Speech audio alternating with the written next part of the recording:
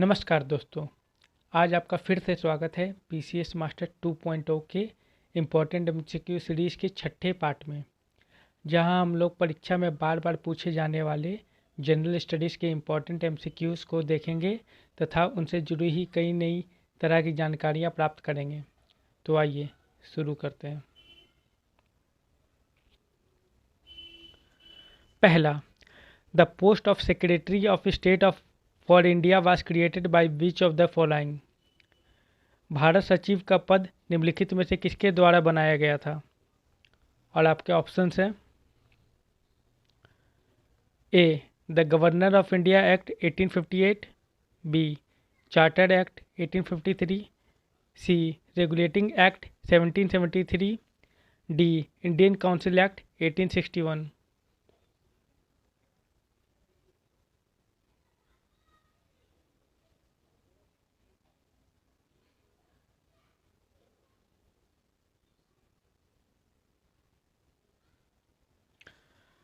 और सही जवाब है the government of India act 1858। Bharat के राज्य सचिव का कार्यालय भारत सरकार अधिनियम 1858 मतलब गवर्नमेंट ऑफ इंडिया एक्ट 1858 के तहत बनाया गया था। इस एक्ट को एक्ट ऑफ गुड गवर्नेंस भी कहा जाता है। इस एक्ट के तहत इंडिया पर शासन करने का पावर ब्रिटिश क्राउन में अंतर्निहित हो गया था। इस एक्ट ने डुअल गवर्नमेंट का सिस्टम खत्म कर दिया था। लॉर्ड स्टैनली भारत के प्रथम सेक्रेटरी ऑफ द स्टेट और पॉलिटिकल हेड बने।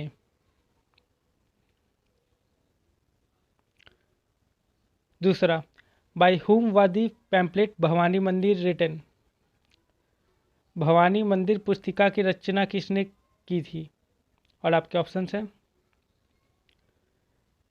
ए, पी मित्रा, बी, गोपाला हरि देशमुख, सी, अरविंदो घोष, डी, बरिंद्र कुमार घोष।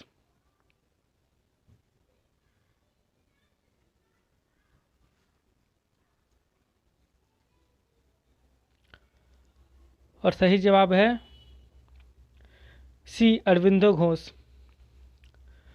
1902 में कलकत्ता में एक रिवोल्यूशनरी सीक्रेट सोसाइटी फॉर्म हुई थी जिसका नाम था अनुशीलन समिति। इसके फाउंडर पी मित्रा थे। इसकी शुरुआत एक जिम के रूप में हुई थी। इसको बनाने का पर्पस था बंगाली यूथ के अंदर फिजिकल स्ट्रेंथ या करेज डेवलप करना। यहाँ युवाओं को फिजिकल स्ट्रेंथ और करेज बढ़ाने की ट्रेनिंग दी जाती थी। 1905 में बंगाल डिवाइड कर दिया गया था और इसके अपोज में नेशनल लीडर ने स्वदेशी या बॉयकॉट मूवमेंट लॉन्च किया। बट नेशनल लीडर के इस अप्रोच अनुशीलन समिति के बहुत सारे लीडर्स संतुष्ट नहीं थे, लेकिन पी मित्रा अभी ब्रिटिश सरकार के खिलाफ वायलेंट स्ट्रगल के लिए तैयार नहीं थे।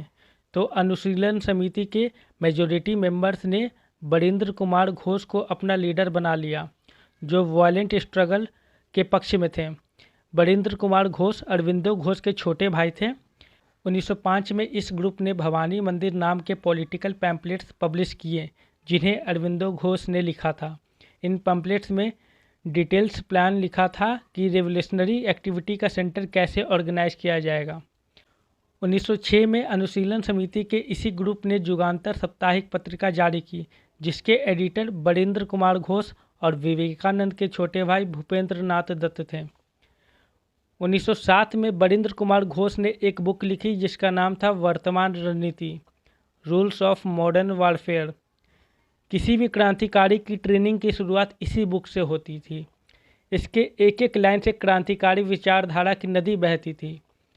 बरिंद्र कुमार घोष का अनुशीलन समिति का जुगांतर ग्रुप रेवोल्यूशनरी प्लान को फंड करने के लिए कई जगह रॉबरी किया, और जहां भी ये रॉबरी करते थे वहां एक पैम्पलेट छोड़ जाते थे कि जिसमें लिखा होता था कि ये पैसे हम लोग लोन के रूप में ले रहे हैं on the behalf of the future national government of India.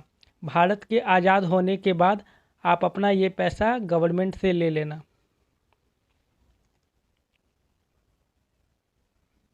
तीसरा, by whom was the phoenix आश्रम इस्टेब्लिश। फिनिक्स आश्रम की स्थापना किस व्यक्ति के द्वारा की गई थी? और आपके ऑप्शंस हैं: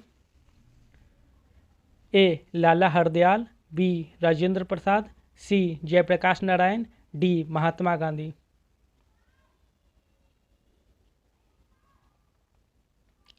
और सही जवाब है डी महात्मा गांधी। फिनिक्स आश्रम या फिनिक्स सेटलमेंट की स्थापना महात्मा गांधी ने साउथ अफ्रीका में की थी, जिसका मेन पर्पस सामूहिक जीवन, शारीरिक श्रम, समय का सदुपयोग जैसी चीज़ें जिनमें गांधी जी की पहचान जुड़ी थी को व्यवस्थित करना था। फिनिक्स आश्रम के अलावा गांधी जी ने साउथ अफ्रीका में टॉल्स्टॉय फार्म की भी स्थापना की थी।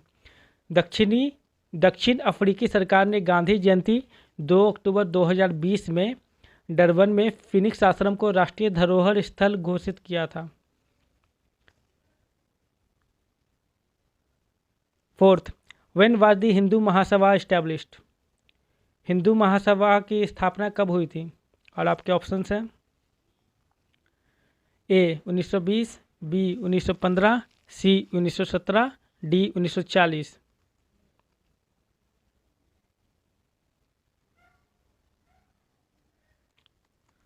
और सही जवाब है बी 1915।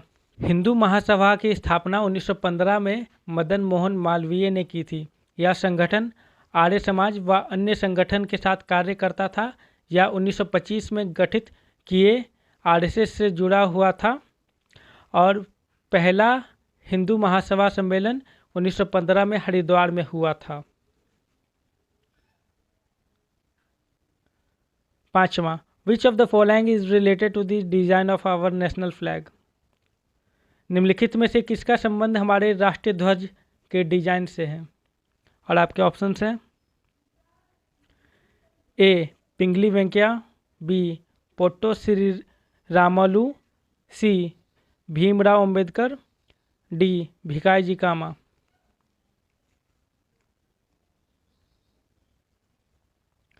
और सही जवाब है ए पिंगली वेंकैया। पिंगली वेंकैया का जन्म आंध्र प्रदेश में हुआ था। उन्होंने दुनिया के सारे देश के झंडे का 5 साल तक अध्ययन करके 1921 में इंडिया का नेशनल फ्लैग डिजाइन किया था।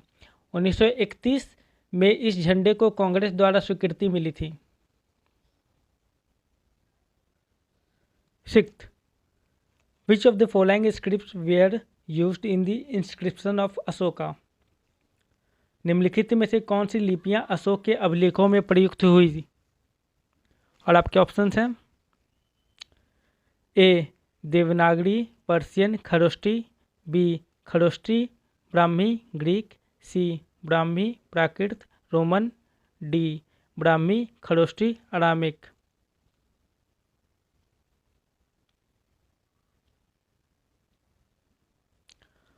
और सही ऑप्शन है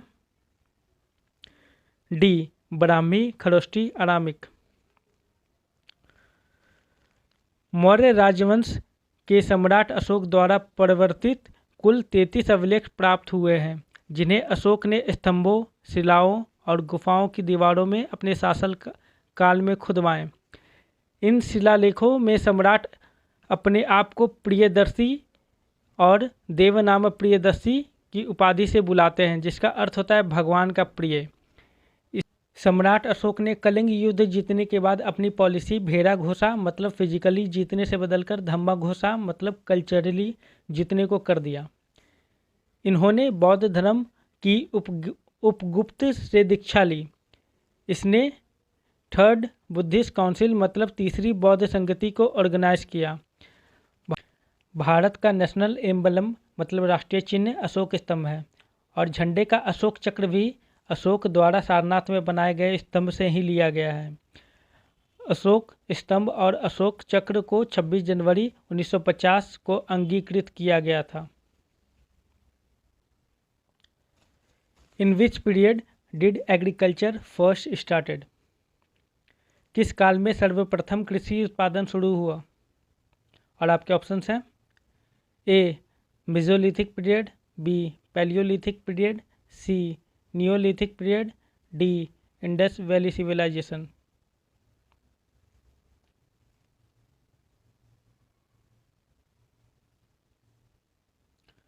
और सही जवाब है C neolithic period. Neolithic period stone age का लास्ट पीरियड है जो लगभग 8000 बीसी से 4000 बीसी के बीच में था। यह वह समय था जब मानव ने पॉलिश किए हुए पत्थर के औजारों और खेती वाले पौधों का उपयोग करना शुरू कर दिया था। इस काल में पत्थरों और हड्डियों से कृषि उपकरण बनाकर खेती शुरू हो गई थी। इसी काल में आदमी ने परिवार का चलन शुरू किया था और गांवों की व्यवस्था का गठन किया गया था। मनुष्य ने पशुपालन भी इसी काल में शुरू किया था। कोल्डिहवा और महागढ़ नियोलिथिक पीरियड साइट है जो कि गंगा के मैदान में मिले हैं। 8. Who was related to the administration of land revenue between Sher Shah and Akbar. Sher Shah और अकबर के बीच भू राजस्व प्रशासन के संबंध में कौन सा व्यक्ति संबंधित था? और आपके ऑप्शंस हैं ए टोडरमल, बी अब्दुल समद, सी बिरबल, डी तानसेन।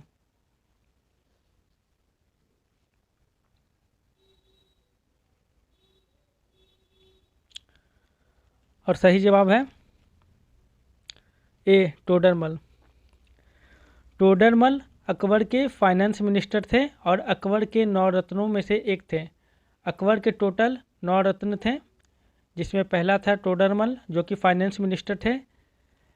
इन्होंने लैंड रेवेन्यू सिस्टम आईने दहसाला लाया था। सेकंड थे अब्दुल फजल जिन्होंने अकबरनामा और आईने अकबरी लिखा था। थर्ड थे महेश दास जिनका नाम बिरबल भी था। फोर्थ थे फैजी जो कि दरबार कवि थे। फिफ्थ थे मान सिंह अकबर का सेनापति थे। सिक्स्थ थे अब्दुल रहीम खाने खाना। सेवन्थ थे तानसेन, यह एक महान संगीतज्ञ थे। इन्होंने मुस्लिम धर्म को अपनाकर रामतनु पांडे से तानसेन बन गए थे। ग्वालियर के राजा ने इन्हें संगीत को देखकर इनको तन्ना सिंह की उपाधि दी थी। 8वां मुल्ला दो प्याजा अकबर के एडवाइज़र थे।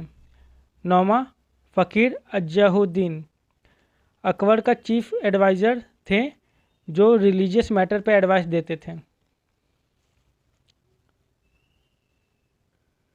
9th who established Chola empire Chola साम्राज्य की स्थापना किसने की थी?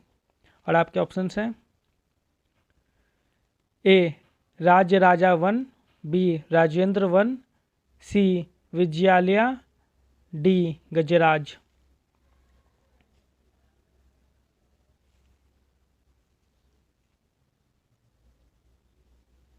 और सही जवाब है सी विजयालया। चोल साम्राज्य हिंदू साम्राज्य था जिसने 9वीं सदी से 13वीं सदी तक राज किया था। चोल साम्राज्य के सबसे प्रतापी राजा राजेंद्र चोल थे जिसने दक्षिण भारत एवं पूर्वी भारत, पूर्ण Sri Lanka, Indonesia, Myanmar, Thailand, Malaysia, Cambodia, Indonesia, Vietnam, Singapore और मालदीव्स तक शासन किया था। चोल की राजधानी तंजावुर थी जिसे बदलकर राजेंद्र प्रथम ने गंगाय चोलपुरम कर दी थी। यह पहला चोल शासक था जिसने गंगा नदी को देखा था। यह साम्राज्य अपने ताकतवर नेवी के लिए प्रसिद्ध था। 10वां who started the practice of writing the name of mint and imprinting his image on the coin सिक्कों पर टकसाल का नाम लिखवाने एवं अपनी छवि अंकित कराने की प्रथा किसने शुरू की थी? और आपके ऑप्शंस हैं ए अकबर, बी जहांगीर, सी Adil Shah, D Sher Shah Suri.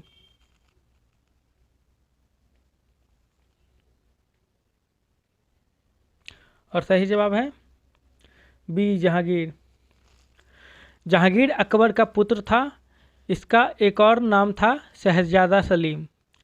East India company ने 1608 में कैप्टन विलियम हॉकिंस को सम्राट जहांगीर के दरबार में सूरत में एक कारखाना खोलने की अनुमति लेने के लिए भेजा।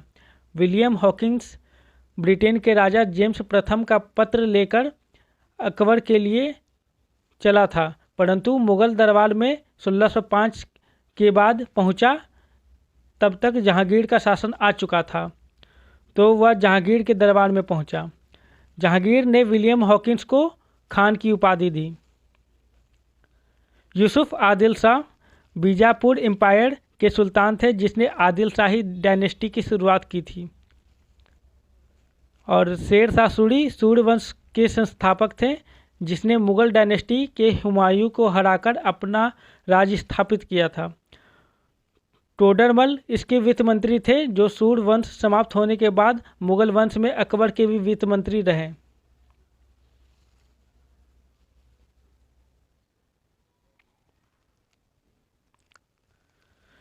दोस्तों, आज के लिए बस इतना ही। आशा है कि आज आपके 100% क्वेश्चन सही हुए होंगे।